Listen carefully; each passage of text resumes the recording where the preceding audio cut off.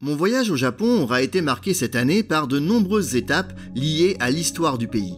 Et certaines régions sont particulièrement riches de ce côté-là. La plus remarquable est sans aucun doute le centre du pays, autour de Kyoto, Gifu et Nagoya. C'est là que s'est illustré un des personnages les plus importants de l'histoire du Japon, Oda Nobunaga. C'est toute cette zone que je vais parcourir durant quelques jours, ce qui va me donner l'occasion d'évoquer en même temps les grandes étapes de la vie du premier des 3 grands unificateurs du pays.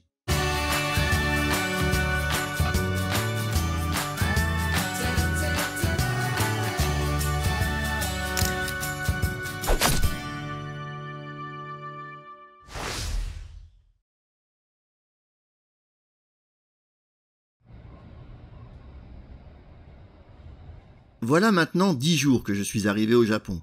Jusqu'à présent, j'ai pu voir déjà quelques lieux historiques plutôt intéressants, mais c'est maintenant que je vais m'attaquer au premier gros morceau d'histoire de mon parcours.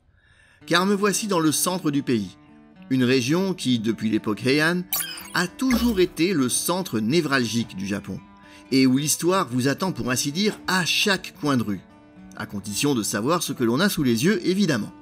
C'est notamment ici, au cœur même du pays, que s'est jouée l'unification de celui-ci, au cours de ce qu'on a appelé le Sengoku Jidai, l'époque des provinces en guerre.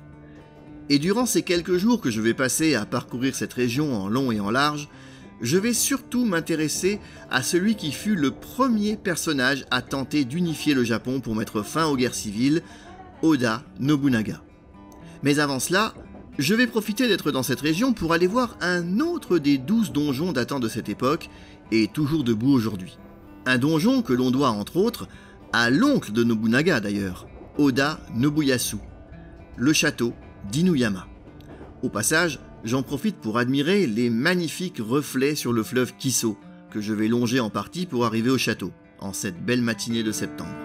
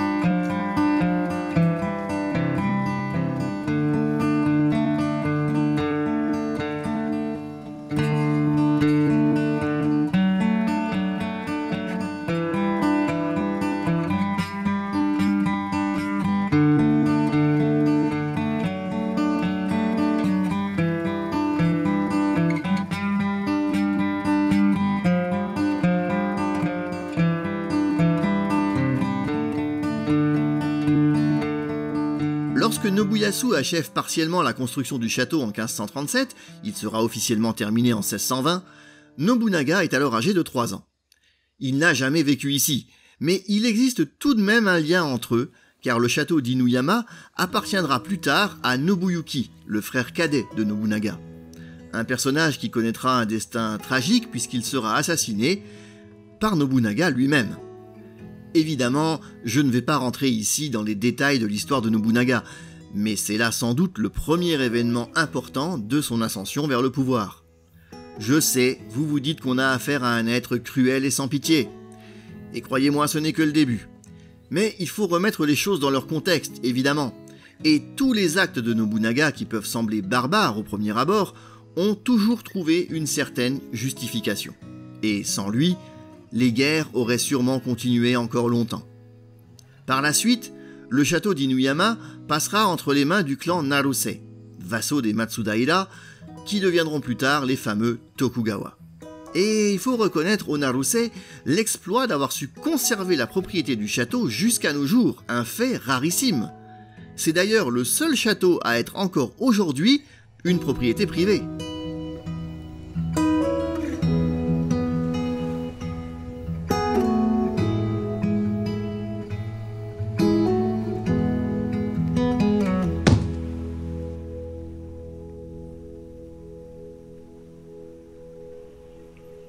Non loin de là se trouve un quartier historique, certes un peu plus récent puisqu'il évoque plutôt la période Edo, mais néanmoins pittoresque. Comme j'avais un peu de temps devant moi ce jour-là, j'ai décidé d'aller y flâner un peu.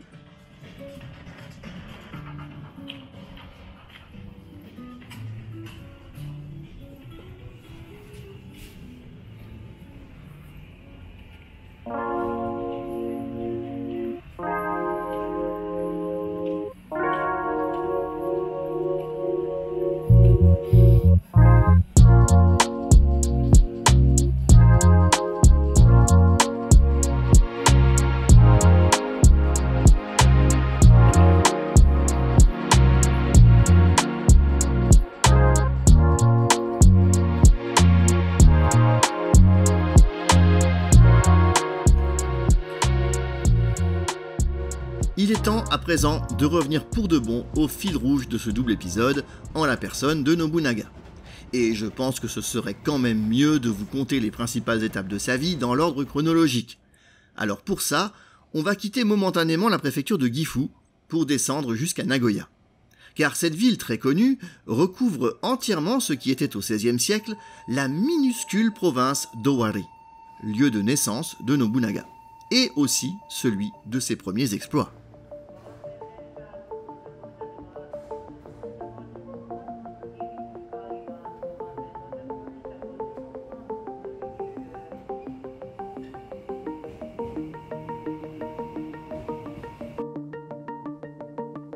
Au cœur de la banlieue sud de la ville se trouve un espace de verdure qui n'a l'air de rien au premier abord.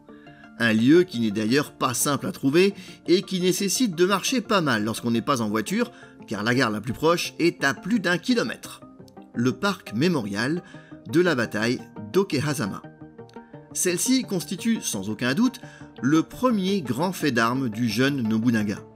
À 26 ans, celui-ci règne enfin sur la province d'Owari, ce qui n'était déjà pas une mince affaire. Je vous épargne les détails. Mais souvenez-vous que pour s'imposer, il a quand même dû assassiner son propre frère. Il commence donc à prendre de l'importance et son ambition inquiète le shogun ainsi que les daimyos alentours. Mais ces derniers sont de loin beaucoup plus puissants que lui. Et l'un d'eux, Imagawa Yoshimoto, se propose d'éliminer cet impertinent qui prétend faire jeu égal avec eux. Il marche donc sur Owari depuis sa province de Suruga, avec près de 30 000 hommes. Sachant qu'en face, Nobunaga et les siens sont à peine 2000. La lutte semble totalement inégale. Et pourtant, oui, vous l'avez compris, c'est Nobunaga qui va l'emporter, tranchant au passage la tête d'Imagawa avant même que celui-ci n'ait le temps de comprendre ce qui lui arrivait. Et là encore, je garde les détails pour les futures vidéos d'histoire. On trouve donc dans ce parc les statues des deux protagonistes, Nobunaga d'un côté, Yoshimoto de l'autre. Et vous remarquerez peut-être que l'un est représenté debout et conquérant, l'autre assis, plutôt nonchalant. Et je trouve que ça résume parfaitement l'état d'esprit des deux daimyos avant la bataille. Et on comprend d'autant mieux ce qui a causé la perte des Imagawa.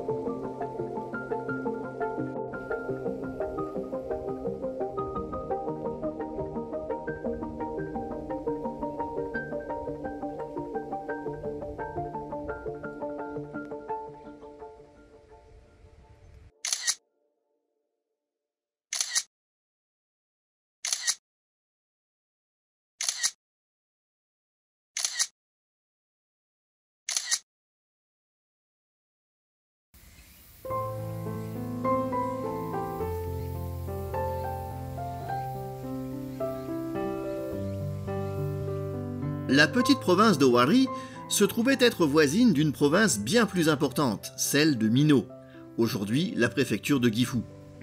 Au départ dirigée par Saito Dosan, le beau-père de Nobunaga, celle-ci passe ensuite sous la domination de son petit-fils Tatsuoki, farouche ennemi de Nobunaga. Celui-ci va en profiter pour conquérir la province, non sans mal. Il finira par y parvenir en 1567, en grande partie avec l'aide d'un certain Hashiba Hideyoshi et du château de Tsunomata, dont je vous ai déjà parlé dans une précédente vidéo. Nobunaga s'empare ainsi du château d'Inabayama, qu'il renommera en Gifu, et où il installera dès lors son fief. Le château de Gifu est un véritable nid d'aigle, dominant toute la vallée de Kiso avec une vue panoramique s'étendant jusqu'à la province d'Owari, autrement dit, jusqu'à la ville actuelle de Nagoya. Anecdote de tournage, j'aurais vraiment aimé vous montrer le château de Gifu autrement qu'avec une unique photo. Malheureusement, il semble que les rushs en question aient été perdus lors du transfert entre mon smartphone et mon disque dur.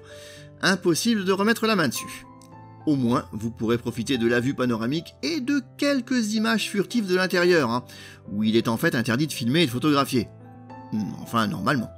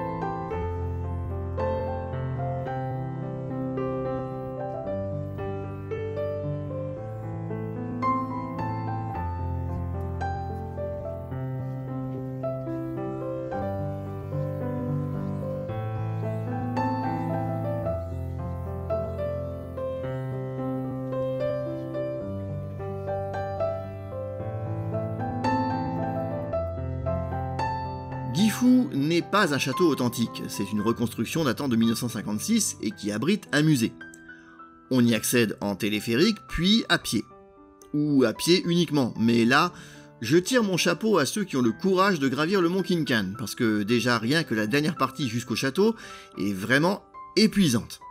Non loin de là se trouve également une petite annexe du musée, dans laquelle on peut filmer cette fois, et où on trouve des représentations de Nobunaga ou encore de Saito Dosan. Et dans un coin sont exposés les costumes portés par les acteurs de la série Kirin ga Kuru, un taiga drama de 2021 retraçant la vie d'Akechi Mitsuhide, l'homme qui tua Nobunaga. Ces costumes sont le sien et celui, bien sûr, de Nobunaga.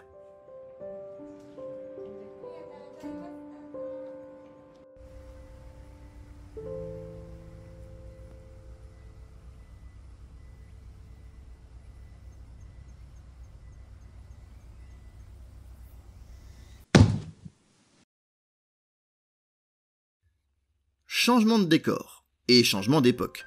Je vous emmène cette fois sur un autre lieu de bataille où Nobunaga s'est illustré.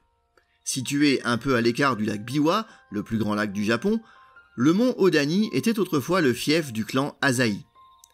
Les Asahi étaient des alliés de Nobunaga. Le jeune Nagamasa avait notamment épousé la sœur de ce dernier, Oichi. Mais pris entre deux feux, Asahi Nagamasa finira par se rallier au clan Asakura, dont on a déjà parlé dans cette série de vidéos. Eh oui, rappelez-vous, j'étais allé visiter les ruines de leur ville-château dans la province de Fukui. Furieux de cette trahison, Nobunaga fera le siège du château d'Odani et éliminera les Asahi. Sa sœur et les filles de celle-ci seront épargnées et retourneront à Gifu. Leur histoire est d'ailleurs fort bien racontée dans le drama Go Himetachi no Sengoku, dont quelques scènes ont été tournées au château d'Arato, que l'on a lui aussi déjà vu dans cette série. Et oui, il y a une certaine cohérence dans l'itinéraire de ce voyage, ne me dites quand même pas que ça vous étonne.